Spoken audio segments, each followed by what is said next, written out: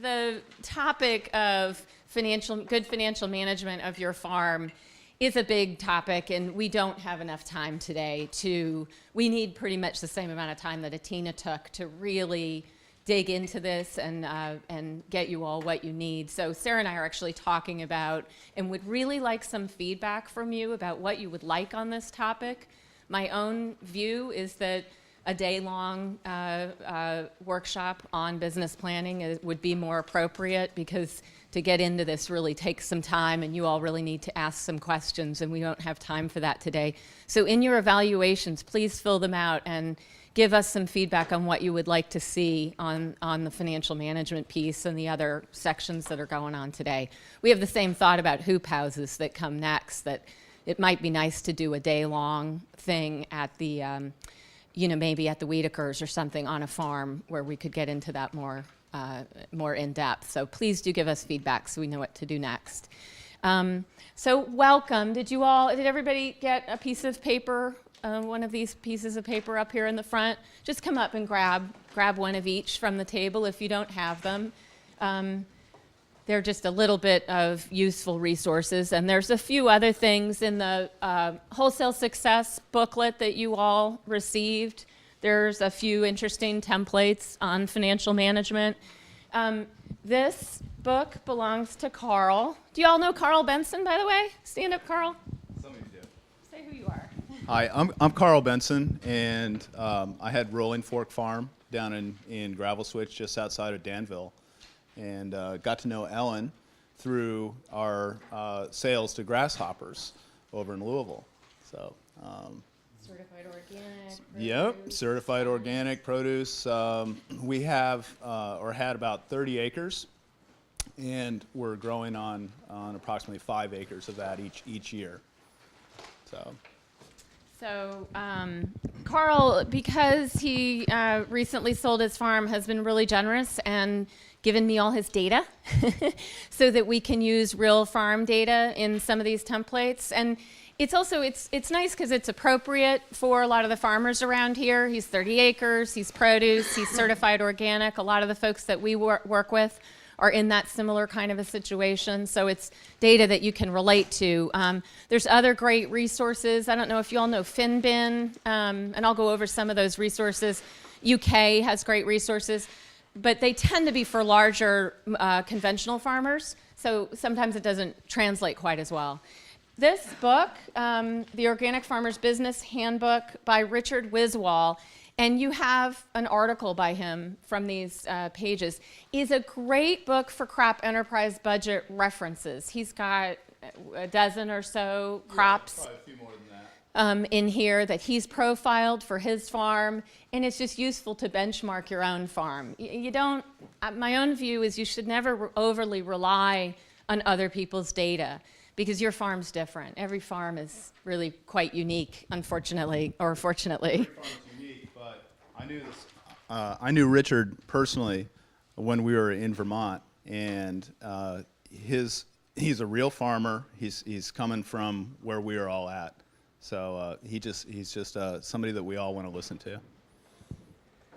And you can actually, I think I really encourage you to read this little article that he wrote, because it makes the case. The hardest thing about record keeping for financial management, and frankly, it all ties into what Atina was saying yesterday, because a lot of the record keeping that you have to do for food safety, if you want to be certified organic, if you want to get GAP certification, they overlap tremendously. So it's not that you have to keep separate records for all these things. You just have to incorporate all of it. But it's very similar record keeping that needs to be done. But the hardest part, the part that's like brushing your teeth, is just doing it every single day. And if you do it every single day and then consolidate it weekly, it doesn't have to take that long. Carl says it takes him about an hour. I'd like him to upgrade to maybe 2 hours a week. So we'll talk about that. But it's a process that you just want to sort of increase as you go along. But what's great about this article is he talks about how he banged his head against the wall as a farmer for 10 years, not keeping any records, not tracking anything. and killing himself and not making any money.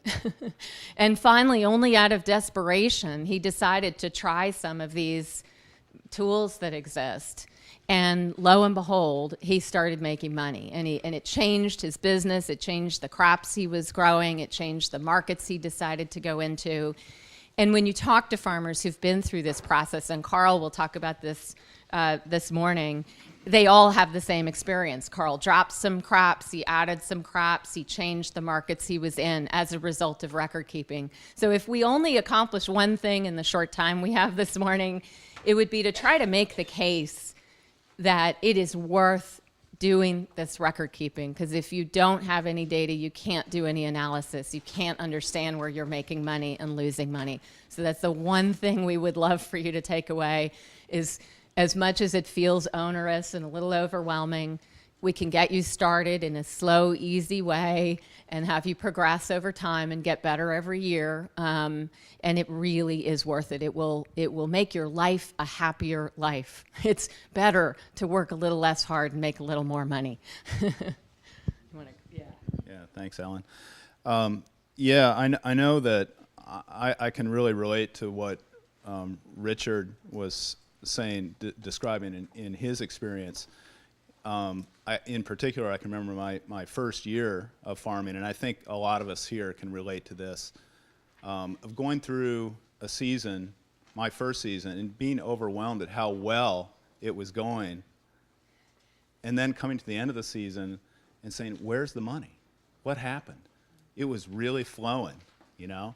So my problem was that I wasn't keeping track of what my expenses were. I was kind of paying for things as bills came up, and I was borrowing a little bit of money too to keep it all going. But it just seemed so great. And after that first season, it became apparent that I needed to start keeping track of what my expenses were. Now, I didn't have Excel. I didn't have a computer. I didn't have electricity. So I was using the same sort of process just in a notebook. And for a few years, this is that's the way I did it. Now we have access to Excel, and it's been really helpful. So tell them what your process is. Do you have your basket? Oh gosh, yeah. There it is. See that basket over there? Every time I make a purchase, I keep the receipt, put it in my pocket or put it in my wallet, bring it home, it goes into the basket. At the end of the week on Sunday morning, I sit down and I go through it all, and I input all my expenses onto a sheet like this, onto the spreadsheet. It takes me about an hour on a Sunday morning to do this, and once it's in, it's in. Right, and then it helps at tax time. There's way less work to do at tax time. It helps at tax time, although I got to say, Ellen's come up with a little upgrade to the system, which could even improve the system more. So anyway, this is a great, the bottom line is, if you just start by keeping every single receipt, and on the day, you often have to make a note on the receipt. You want to make sure, you know how sometimes they rub off. You've got to know the date. And if you can tie that receipt to anything concrete on the farm, it will help you later on. So if you can just, and because you won't remember, right? I mean, later on, you know, when it's winter time and you have the time to really analyze, looking at that receipt, you won't remember anything. You'll probably never look at that receipt again once you stick it in the Excel spreadsheet. It's gone. So write on that receipt that day, if you can tie it to a crop, if you can tie it to an animal, you know, any kind of an enterprise on your farm or a vehicle or whatever it happens to be, you want to create categories that help you do the analysis. So write down the date, write down whatever you can apply it to, stick it in whatever your system is. I mean, you know, carry envelopes around, do whatever. Please don't lose any of your receipts. And then if you can do it once a week, it's not that much. If you wait and do it monthly, it takes too long. I mean, the reason for categorizing everything is so that you can actually look back at specific crops or specific enterprises that you have on the farm and find out, are these actually making money? Just as an example, when I started, well, heck, just a few years ago, at one point I was raising a few hogs, a cow, roasting chickens, and laying hens. And I was purchasing some feed for all those animals, but in my records, it was I'd make a purchase and it would be labeled feed. Which of those enterprises was making money? I don't know. So that's the reason that you want to be a little bit more specific.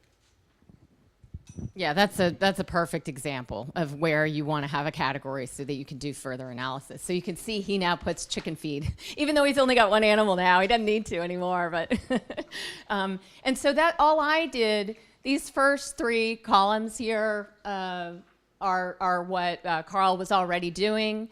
And all I was encouraging him to do is add a little bit more detail around the categories and consistency. You want to, because if once you have consistent categories, then in Excel you can sort and do subtotals and really very quickly get a number out. For example, vehicles. That's another thing. You really need to break your vehicles down, or any expensive piece of equipment.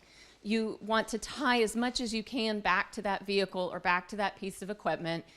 Because, and the way to think about it is it's any piece of equipment or vehicle, any expense that could break and you would need quite a bit of money to replace it. I mean, that's one of the real important aspects, is you want to understand what your replacement cost is at any point on a critical vehicle and how much time you have. Most of you all know, I got about 5 more years left in this thing.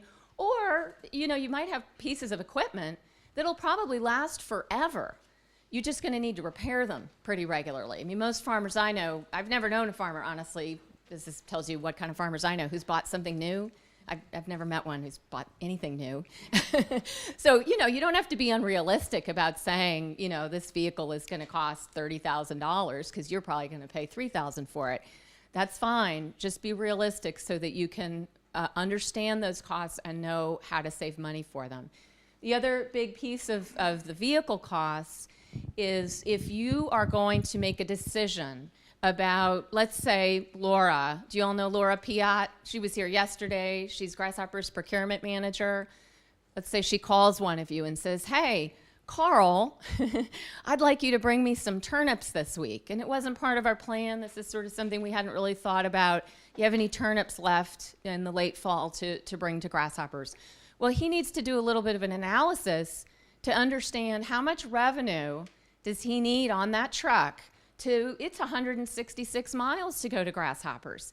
So if he doesn't have his costs understood very well for that vehicle and for that crop, he might make a really bad decision and either go and lose money or not go when he might have made money. So again, we're just trying to beat a dead horse here and make the case. Are we going to do that? Yeah, we'll do that. So because I do have a van load of turnips out in the parking lot right now. he made me empty out my soccer mom van I'm teasing.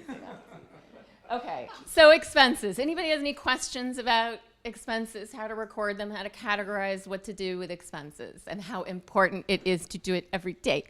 The question was, it can be helpful to, when you're developing the categories, to think both about the categories you need for your own understanding about decision making on the farm, but to also talk to your accountant, because there are different categories that are required for the accountant for tax purposes. And if you can get both of them done in the same fell swoop easily, if you can get that explained to you, when tax time comes, you've got no work to do.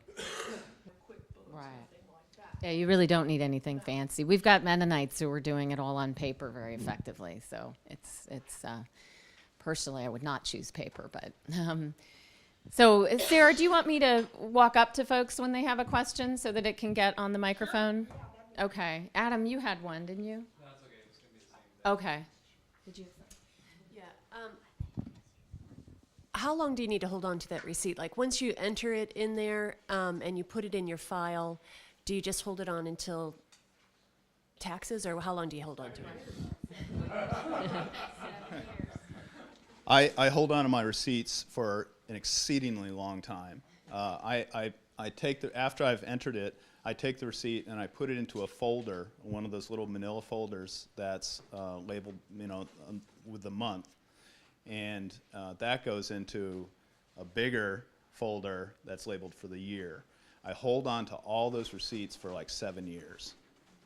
It takes up a lot of space in my file cabinet. But. Technically, I think 7 years is the amount of time that beyond that, nobody can come after you. So there are plenty of receipts that you actually don't need to hold on that long. But if you keep them all in, just a little file for the year, then you can store it and purge every 7 years. Every year you can have a burning party with the 7th-year-old stuff. So let's move now to income. So you don't want to talk about how you record your sales? Oh, sure. Okay. So I see you have my my sheet up there. There's nothing on it, but that's good. That's all right. This is the one that I switched. That's fine. This is the one that I switched. This is a system I started using again when I was just working out of a notebook, a little spiral-bound notebook, and I created a category showing all the produce that I was growing running down the left-hand side, and I categorize my sales by the week, which runs across the top. Those are those dates, 1/1 through 1/7 being the beginning of the year. I use a receipt book that when I make a delivery, I hand the bill to Ellen or Laura at Grasshoppers, and on that is listed all the produce that I've sold them. And I'll make several of those deliveries a week. Now again for myself, like Sunday morning, I'll sit down and I take all those receipts and I'll run through the first one, and I've sold broccoli, I've sold turnips, I've sold carrots, and I jot those down, like broccoli, and then each time I've made a sale throughout the week, I list the amount. I add that up, the sum goes up there in that category. Does that make sense? Yeah. The nice thing I like about this system is that I can, using Excel now, it's real easy for me to do. I can run down and sum for the week. And the month. And then I can also sum across and see how much I'm making at any point during the growing season, because it's just sort of constantly sums up whatever you put in as you go. Yeah, so you can see, kale's a good example. I tend to break down the different varieties of things that I sell, since they're pretty distinct. They have pretty distinct sales patterns. In other words, I can sell a lot more green kale than I do, say, lacinato.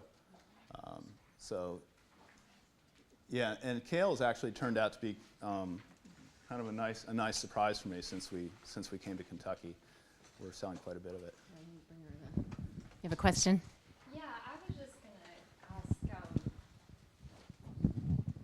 ask, how does your CSA crops fit into this? Oh, right, yeah. I take that. So it's a perfect segue, because when Carl and I sat together, we spent a day together going over his financials and his systems, and and my goal was to try to take him to the next level. So this is great, and it's tremendously helpful for understanding overall cash flow, which is a critical piece of every farm has trouble with cash flow, right? There you go. Can you kind of see that? So we all know small farms have cash flow challenges. So if you just do what we went over, just record expenses, just record revenues by time, you can understand this bottom one here is his sort of net cash flow, and it shows you the months when Carl's really got some problems to worry about. This is such a helpful tool in terms of thinking about your business strategy, the enterprises you want to go into. Yesterday, in going over this, Carl came up with the idea with another farmer that it would be helpful for him to have strawberries, because of when they come on, he would have revenues right when he needs it. And that strawberry farmer who he discussed that with was having cash flow problems in the fall. And Carl said, oh my gosh, get into broccoli. You know, you'll solve your cash flow problems. And I, of course, said many farmers have problems in March and April. Well, Grasshoppers has nothing to sell in March and April, and we're going 52 weeks a year. So if anybody could sell us anything in March and April, we would be thrilled, and you would have some cash. So this is a very important and super easy analysis that every farm ought to be doing every year so that you can tweak your strategies. One of the things that Carl did to tweak his strategy was to break his CSA into two. You want to talk about how that worked? Sure. So, I mean, first of all, as far as recording the value that the CSA brings in, I can't say that I've actually accomplished that. I know you yeah. Ellen definitely is on top of that one. But what I've done, I've taken our receipts from the CSA, what we make from it, and total it separately from this. This just shows strictly what we're bringing in from the produce. I think that since I do keep track of what we bring our CSA members, and I have an idea of the value of that on a separate spreadsheet, that I could pretty easily incorporate that into this system. But as far as what we're doing with our CSA right now, I realized after a few years that in the middle of the summer here in Kentucky, it's really hot and dry. And too long. And what was happening was in the middle of the summer, when it was really hot and dry, we were experiencing sort of a produce drought. I mean, it would get kind of tight for us, and I was really scratching. I was bringing just about everything that we were producing to our CSA members. Hey, they'd already paid, right? But that didn't leave a lot of liquid cash for us to be working with during the middle of the summer. Spring was great now. It didn't used to be, but now we had all this income from the CSA. Anyway, so what we did was, realizing that things were tight in the middle of the summer, we broke the CSA into two parts, a spring CSA and a fall CSA. And we took a month off in the middle of the summer from the CSA. That freed up everything that we were producing for sales to Grasshoppers and to Good Foods, other markets. And that just gave us a little bit more breathing space financially. And you got two cash inflows. Right. Which was, yeah, that's really nice. Having that second influx of cash in the middle of the summer from people signing up for the fall CSA was really great. And the members really appreciated it. They love it because we go really late. We go pretty late in the season, right into mid-November with the CSA. And there's all this broccoli and cauliflower and good stuff that we can bring them. So that worked out really, really well. So here's the answer to your question. And it's actually not totally easy. At Grasshoppers, we have to do it because we also build a box, which is sort of what you all are doing. And the way that you have to do it is calculate what is your per box revenue, which that's easy to calculate. It's the amount you charge divided by the number of weeks of deliveries. And so that's how much revenue you're getting. You know that part. Now you've got to do crop enterprise budgets, which we will get to. They're in there. We're not going to have enough time to go through that to give you a great feel, but we can be happy to follow up with anybody and really help you understand how to do a crop enterprise budget. And there are a lot of online resources that will help you. But you have to get a per unit cost for your crops. There's no other way to know how you're doing on your CSA. It's the only way to know how you're doing on your CSA. Because what you've got to do basically is every week record what you put in the box and how many units. And that's, the best person to show you how to do it is Laura at Grasshoppers, because she does this every week for Grasshoppers. It's easier for us to get a unit price because we pay. So I don't have to do all the calculations you all have to do that. But we can walk you through how to do that. And then you just record, I put in one bunch of kale and this is my per unit cost. And you will get a total. And what you really ought to do is set a budget for that CSA box. Now, realistically, during the course of the season, you're going to put into that and you want to make it look beautiful and there's other value to that, but you at least want to understand, am I actually selling this box for less than I'm putting into it? So it's something I think most CSA farmers do not understand the economics of their CSA, and that's actually a pretty big problem.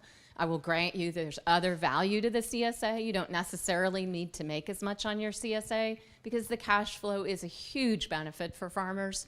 Having that cash flow, being able to time it. I mean, the great thing about what Carl did is sometimes farmers don't realize you have so much opportunity with your customers to change when that cash flow comes in. Tell them, I want 3 payments, so that you can have, there's a risk associated with it because you might lose somebody. Although, have you ever lost anybody? No. So, I think most CSA customers are so loyal to their farmers and understand the situation.